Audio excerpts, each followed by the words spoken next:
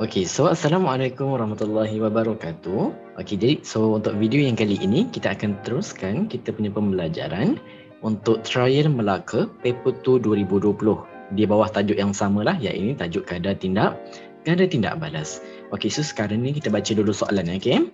Rajah 5.1 menunjukkan satu eksperimen untuk mengkaji kadar tindak balas.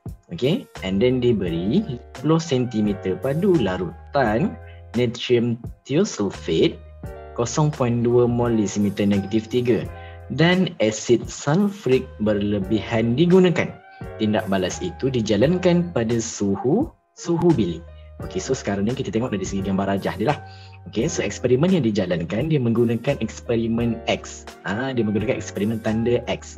Okey, sebab dekat sini apabila eksperimen ni ataupun bahan ni bertindak balas, kita kena goncangkan kelalang kun ni tau. Kita kena goncangkan kelalang kun ni. Kelalang kun ni, iaitu bahan yang akan bertindak balas ni, dia akan makin lama makin keruh. Dia akan makin lama makin keruh. Dan kita kena hitung berapa lama masa yang diperlukan untuk tanda X ni hilang dari pandangan. Inilah macam mana kita nak jalankan eksperimen ni. Okey, sekarang ini kita beralih kepada soalan dia pula. Okey, kalau kita nampak dekat sini, ini persamaan tindak balas yang dia dah bagilah. Okey, ini persamaan kimia yang dah already seimbang. Tak ada masalah untuk situ. Okey, untuk soalan A, apakah warna sulfur? Okey, untuk warna sulfur, saya nak awak tahu bahawa sulfur akan jadi warna kuning. Okey, sulfur akan jadi warna kuning. Okey, untuk warna ni sebenarnya memang awak kena hafal lah. Okey, untuk warna ni sebenarnya memang dah tak ada lain, awak kena hafal sebenarnya. Okey, tapi untuk nama hafal tu nanti saya providekan video yang lain lah. Okey, untuk menjelaskan another warna dan sebagainya. Okey, bila awak jawab kuning, awak akan dapat satu markah dekat sini. Okey, ini untuk soalan A. Kita beralih kepada soalan B pula. Okey, kita beralih kepada soalan B. Okey, soalan B1. Hitungkan jisim sulfur yang terhasil di akhir tindak balas. Okey, disuruh hitung jisim sulfur. Okey, dan kalau awak tengok dekat sini, dia dua markah tau. Dia dua markah.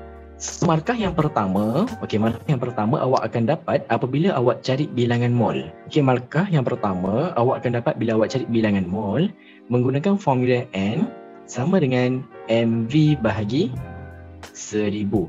Okey, ini yang pertama. Yang kedua, markah yang kedua awak boleh dapat apabila awak nak cari jisim sulfur tu.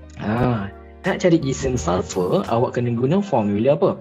Awak kena guna formula jisim sama dengan mol darabkan dengan jisim molar. Okey, darabkan dengan jisim molar. Ini adalah dua formula yang awak kena pakai lah. Okey, dan setiap satu formula yang awak pakai ni akan membawa kepada satu markah. Okey, sekarang ni first of all kita pergi kepada yang pertama dulu. Macam mana kita nak cari bilangan mol? Nak cari bilangan mol, awak kena tahu kepada maklumat yang diberi. Okey, sekarang ni nak cari bilangan mol untuk natrium thiosulfate. Kita nak cari bilangan mol menggunakan natrium thiosulfate. Okey, sekarang kalau awak nampak kan, dia bagi 50 cm padu larutan natrium thiosulfate 0.2 mol desimeter negatif 3. Dekat sini 50 cm padu ni adalah V kita, iaitu isi padu. 0.2 mol desimeter negatif 3 adalah kita punya M, iaitu kita punya kemolaran ataupun kepekatan. Okey, sekarang ni kita beralih kepada formula yang tadi. Kita just gantikan nilai je lah. Dia akan jadi apa? Dia akan jadi M kita berapa? M kita tadi adalah 0.2, iaitu kita punya kepekatan, and then darabkan dengan V. V kita adalah isi padu. Isi padu kita adalah 50. Okey, 0.2 darabkan dengan 50 bahagikan dengan 1000. Awak akan dapat jawapan berapa? Awak akan dapat 0.01 mol. Okey, step yang pertama dah selesai. Kita pergi kepada step yang kedua pula. Sekarang ni diminta jisim. Nak dapatkan jisim adalah mol darabkan dengan jisim molar. Okey, mol kita tadi kita dapat berapa? Mol tadi kita dapat 0.1. Maaf, 0.01. Tulis balik. 0.01 darabkan dengan jisim molar. Sekarang ni tengok pada soalan. Soalan diminta jisim bagi apa? Jisim bagi sulfur, dan kita tahu kalau kita tengok berdasarkan persamaan kimia seimbang kita tadi, kita punya sulfur adalah ini. Sulfur kita ni dia cuma ada satu unsur sahaja. Bila ada satu unsur sahaja, nilai ataupun jisim molar kita boleh terus automatik ambil daripada nilai jisim atom relatif. Kita boleh automatik ambil daripada jisim atom relatif. Ni bagi 32 ni. So darabkan terus dengan 32. So 0.01 darabkan dengan 32, awak akan dapat jawapan berapa? Awak akan dapat 0.32 gram. Okey, ni saya buatkan dalam bentuk unit bagi awak nampak. Okey, sekejap So dia akan jadi 0.01 mol darabkan dengan 32. Okey, untuk jisim molar kan. Jisim molar dia punya unit adalah gram mol negatif 1. So bila awak darabkan mol dengan yang ini akan terpotong. Okey, sekejap Mol ini dan mol ini dia akan terpotong. So tinggallah unit gram. Okey, lagi satu pun awak nak mencari jisim. So jisim mestilah berunit gram. Okey, so bila awak buat jawapan dengan unit yang betul, baru awak akan dapat komplit 2 markah. So markah yang pertama awak dapat dekat jawapan akhir. Okey, sekejap Markah yang pertama awak dapat dekat jawapan akhir, dan markah yang kedua awak dapat dekat mencari bilangan mol. Okey, so untuk soalan B2 pula. Soalan B2 dia kata sekiranya tanda X tidak lagi sekiranya tanda X tidak lagi kelihatan selepas 16 saat, tentukan kadar tindak balas bagi eksperimen ini. So dia suruh hitungkan kadar tindak balas. Nak hitungkan kadar tindak balas, in this case kita kena buat apa? Kita kena gunakan formula yang sama dengan definisi bagi kadar tindak balas. Apa definisi bagi kadar tindak balas? Definisi bagi KTB adalah perubahan kuantiti hasil ataupun bahan tindak balas perkan dengan jumlah masa. Okey, perkan dengan jumlah masa. Okey, so nak cari nilai KTB, senang cerita, in this case, apa-apa hal yang bawah ni awak terus bahagikan dengan 16 saat. Ikut maklumat yang dia dah bagi dekat sini lah. Okey, and then untuk yang bahagian atas tu pula, awak tengok kepada soalan yang atas ni. Okey, awak tengok kepada soalan yang atas ni. So, yang dekat atas ni, jawapan awak dapat 0.32, betul? 0.32. So awak ambil je nilai ni. Okey, awak ambil je nilai 0.32 ni. Okey, so 0.32 gram. So 0.32 gram bahagikan dengan 16 saat, awak akan dapat berapa? Awak akan dapat 0.02 gram saat negatif 1. So bila awak dapat jawapan dengan unit yang betul, awak akan dapat satu markah. Okey, kenapa untuk menghitung kadar tindak balas kita kena pakai formula yang ini? Untuk yang ini saya dah terangkan untuk video yang lepas. Okey, saya dah terangkan dalam soalan trial ini tak silap. Okey, so awak boleh tengok kat situ dulu lah. Okey, untuk awak fahamkan. Okey, sekarang ni selesai untuk soalan B. Kita pergi kepada soalan C pula. Okey, so soalan C dia kata rajah 5.2 di bawah menunjukkan beberapa perubahan yang dilakukan pada eksperimen di rajah 5.1. So apa soalan dia? Okey, kita baca soalan dia dulu. Okey, sekejap ya. So soalan dia disuruh pilih 2 perubahan dan tandakan right pada perubahan yang dapat meningkatkan kadar tindak balas. Okey, sekarang ni kita tengok one by one, satu persatu. Okey, so untuk eksperimen asal digunakan 50 cm padu larutan natrium thiosulfate 0.2 mol desimeter negatif 3, and then dia pakai 1.0 mol desimeter negatif 3 asid sulfurik pada suhu bilik. Okey, pada suhu bilik. Okey, sekarang ni kita tengok dekat sebelah ni. Dia menggunakan apa? Dia menggunakan 50 cm padu larutan natrium thiosulfate 0.2 mol desimeter negatif 3, 1.0 mol desimeter negatif 3 asid sulfurik berlebihan. Okey, so kalau kita tengok dari segi kuantiti, iaitu isi padu dan juga kepekatan dia, kepekatan bahan yang digunakan adalah sama.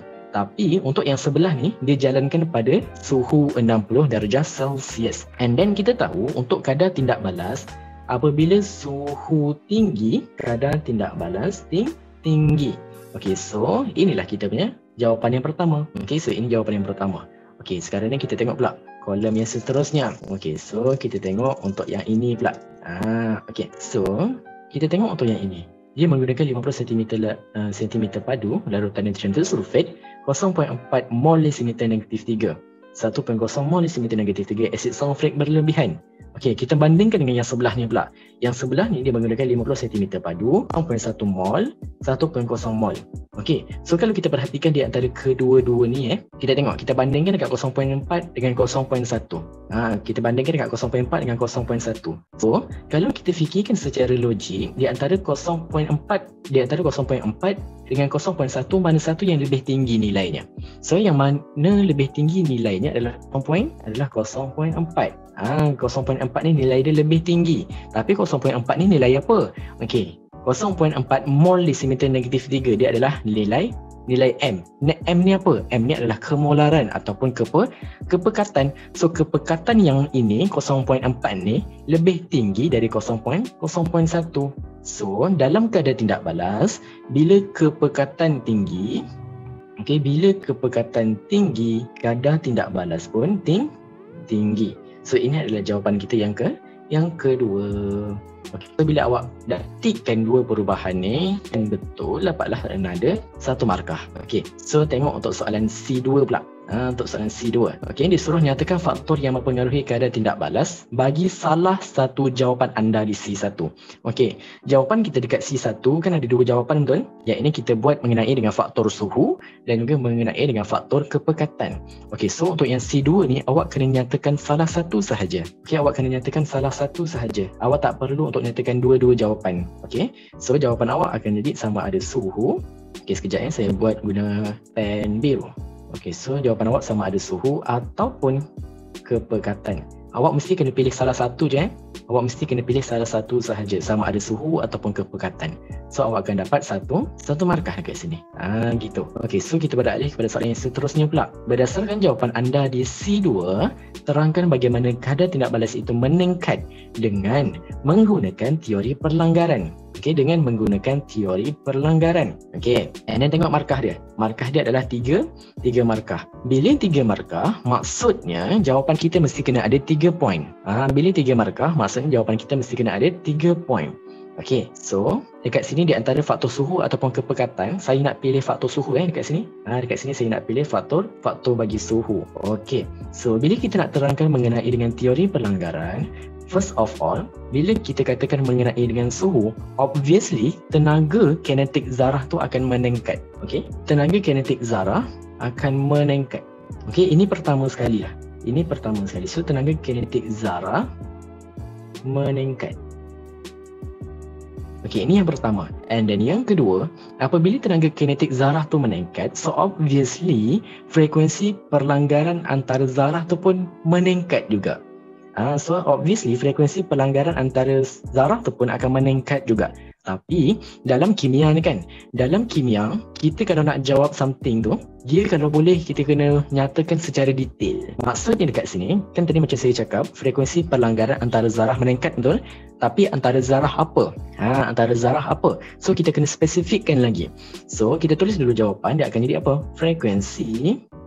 Frekuensi perlanggaran antara zarah apa? Antara ion thiosulfate, antara ion thiosulfate dan ion hidrogen meningkat.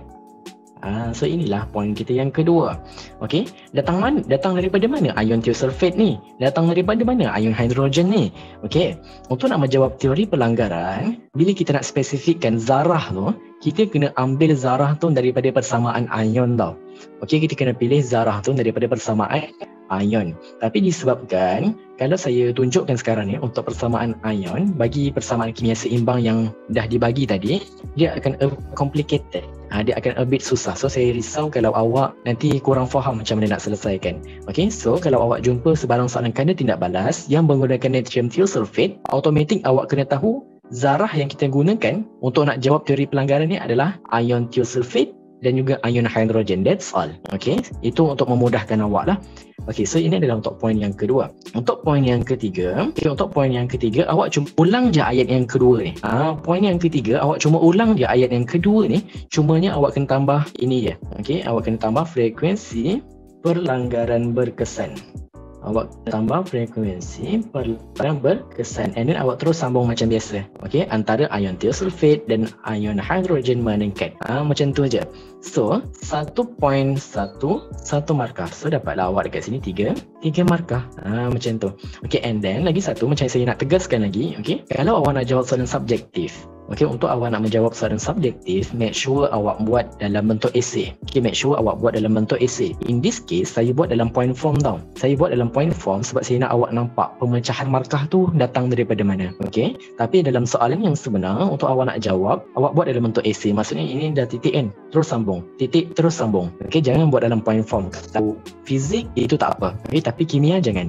Okey, so sekarang ni kita pergi kepada soalan yang seterusnya pula. Okey, ini soalan yang terakhir, iaitu soalan D. Untuk soalan D kata apa? Soalan E. Faham? So untuk soalan E, gas yang terbebas sewaktu eksperimen itu diketahui bersifat asid. So disuruh terangkan dengan ringkas satu ujian untuk menentusahkan gas itu bersifat asid atau tidak. Okey, so sekarang ni kita tengok berdasarkan persamaan kimia seimbang kita tadi. Kita tengok pada persamaan kimia seimbang kita. Okey, untuk persamaan kimia seimbang kita, SO2 ni inilah asid. Okey, SO2 ni inilah asid. So untuk soalan E tadi, dia tanya, okey, dia tanya ini lagi, okey, SO2 ni adalah gas yang berasid, gas yang berasid. So dia tanya macam mana kita nak sahkan dan macam mana kita nak tentukan bahawa adanya gas SO2 ni. Macam mana kita nak tentukan adanya gas SO2 ni. So itulah soalan dia. So sekarang ni macam mana kita nak sahkan. Okey, and then kita tengok pun markah dia 2. Okey, markah dia 2. So bila markah dia 2 bermaksud akan ada 2 point. Okey, step yang pertama yang awak boleh buat, awak boleh letakkan kertas litmus. Okey, awak boleh letakkan kertas litmus biru lembab di mulut langkun itu. Di mulut kelalangkun itu. Kenapa kita kena letakkan kertas litmus biru? Sebab bila kita letakkan kertas litmus biru, bila bila dia react dengan asid, kertas litmus biru akan bertukar kepada warna apa? Dia akan bertukar dari biru kepada merah. So ini yang pertama. So yang kedua, kita nyatakan pemerhatian apa yang kita boleh dapat selepas tindakan kita tadi. So bila kita dah letakkan kertas litmus biru lembab di mulut kelalangkun itu, so kertas litmus biru lembab, okey, kertas litmus biru lembab akan bertukar merah, okey. Dia bertukar ke merah dan mengesahkan kehadiran gas yang berasid lah. Kehadiran gas berasid, ataupun awak boleh tulis gas SO2, tak ada masalah. Okey. So 1 point ni 1 markah. So dekat sini awak bagi 2 point, so awak dapat 2 markah. So bila awak berjaya jawab daripada awal sampailah akhir dengan jawapan yang betul, full markah awak akan dapat 11 markah free macam tu sahaja. Okay, so untuk video kali ini kita stop sampai sini lah. Okay, so after this insyaAllah kita akan teruskan untuk soalan trial per list pula. Okay, so untuk soalan trial per list saya akan ajar macam mana kita nak menjawab soalan yang melibatkan dia suruh buat eksperimen. Macam mana kita nak jawab soalan yang dia suruh buat eksperimen. Okay, so nanti saya akan ajar untuk yang next lah, video yang next. Okay, sekiranya anda merasakan bahawa video ini membantu anda dalam pembelajaran, silakan share video ini kepada rakan-rakan anda yang lain dan stay tune sebab selepas ini kita akan upload lebih banyak lagi video mengenai subjek sains tulen bagi membantu anda untuk lebih mudah faham dalam pembelajaran.